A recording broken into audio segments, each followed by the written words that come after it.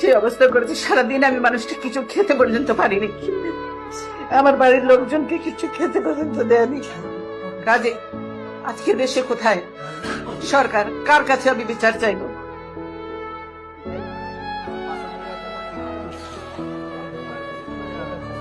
দীর্ঘদিনের সংসারের সব মালামাল রেখে আমাকে এক কাপড়ে বাড়ি থেকে বেরিয়ে আসতে হলো, বের করে দেওয়া হলো।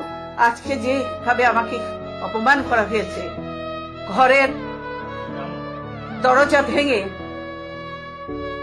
ভেঙে আমার বেডরুমের দরজা ভেঙে রীতিমাত্র ট্রেনিং হিসেবে তারা বের করেছে, এবং এমন ভাবে বলছে যে পুরুষ মানুষ এমন ভাবে বলছে যে জোর করে ওনাকে উঠিয়ে নিয়ে আসেন, জোর করে দরকার হলে ওনাকে কোলে উঠিয়ে নিয়ে আসেন।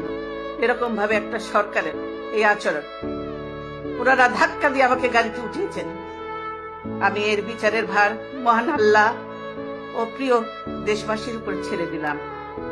আমি দেশবাসীর নিরাপত্তার জন্য মহান আল্লাহর দরবারে দোয়া করছি। আপনারা সকলেই আমার জন্য দোয়া করবেন।